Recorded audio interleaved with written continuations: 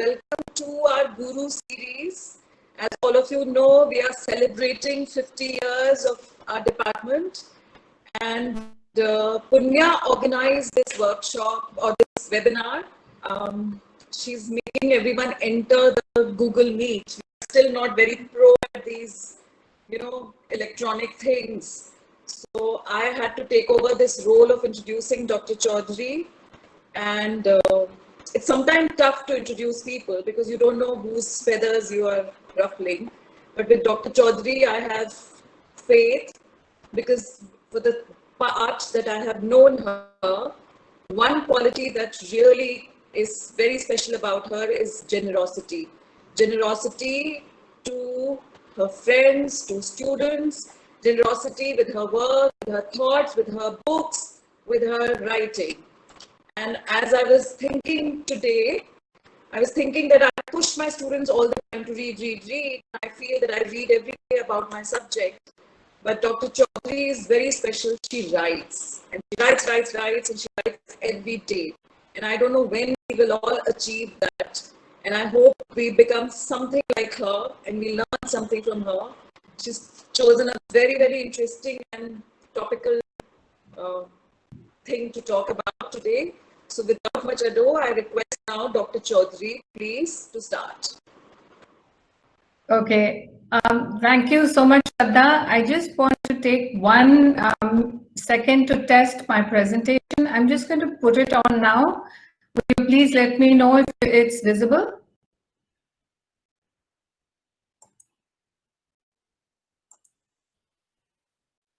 We can only see you right now. Yeah, I'm just putting it on. Okay.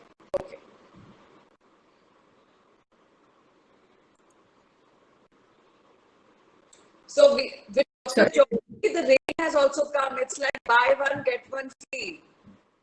So we order someone from Mumbai and she brings rain to Delhi. So can you confirm that you can see my screen? No, not yet. Ma'am, we can see. Ma'am, we can see. Okay. Thank you. Thank you. Yes, we can see now. Okay, excellent. First of all, I want to welcome everyone, especially Dr. Neerja Sharma, Vinita Bhargav, Punya Pillai, Shraddha Kapoor. I want to thank each and every one of you for being here. Thank you for the honor, Punya, to be the first in the series of talks organized by the department. I must say that I had assumed this was an orientation for incoming master's students, but it seems to have evolved into something bigger. I do not merit the distinction of initiating the series, but in the spirit of the event, I accept the task with humility and respect towards others who deserve this much more than I do. Greetings to all my teachers, colleagues, and former students, and many, many thanks again for inviting me. I look forward to a lively discussion after the session. So I start first with a dedication. This is dedicated to our Guru who lives on in our minds and hearts, Dr. Anand Lakshmi. Very briefly, let me give you an outline of what I'm going to speak today. I'm going to speak a little bit about crises and consequences, uncertainty and fear, a very little bit about the ongoing pandemic. I think all of us, as Pooja Bhargav just called to warn me, all of us have had more than enough about the pandemic. So I will not dwell too much on that. I'm going to briefly address global and local issues in science and ethics because I do wish to bring in some theory. It's a problem I can't help, really. And then go on to what we have learned from these recent events and what students can do. And then with a few final words, I will open this up for discussion.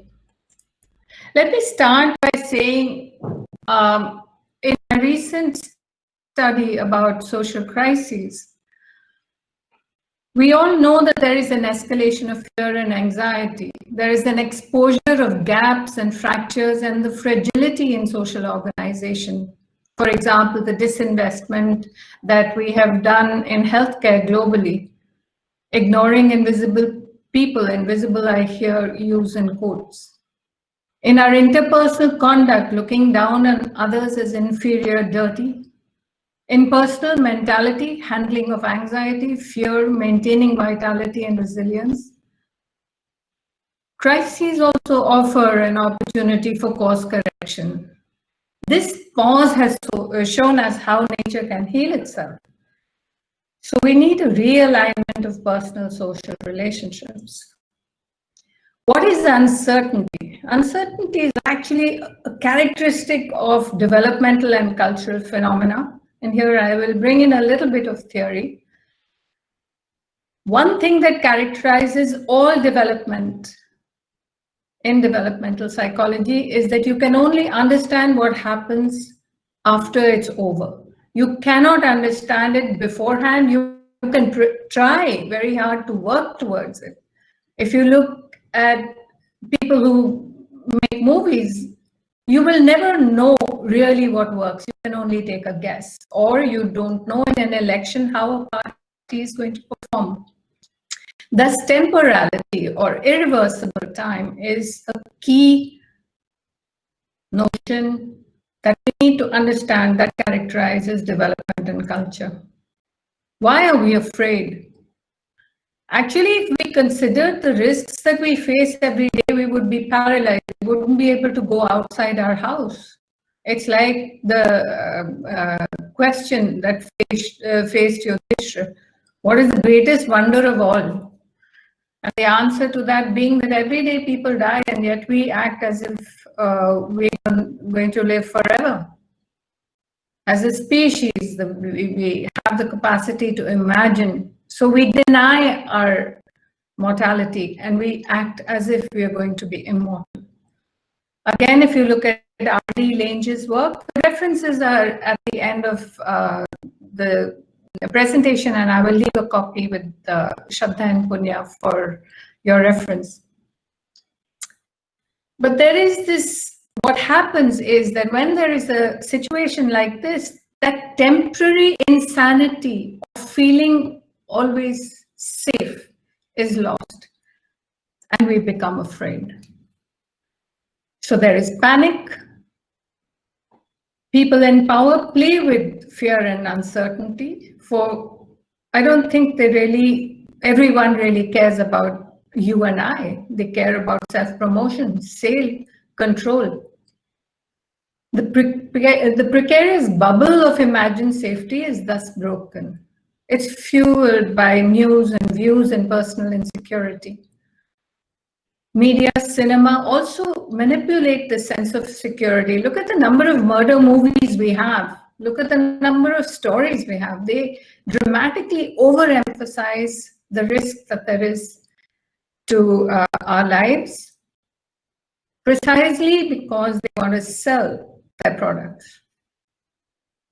As the medical anthropologist Kadaf has written, his reference is there at the end. Politicians too have a desire to break and rebuild. They want to be seen as the saviors. I mean, there is an example that we have of the fearlessness that Donald Trump is showing. You know, I don't need to wear a mask. I believe the guy actually donned a mask the other day. So what happens when we have a crisis is that our weaknesses as a society, as a family, as an individual, our weaknesses become unveiled.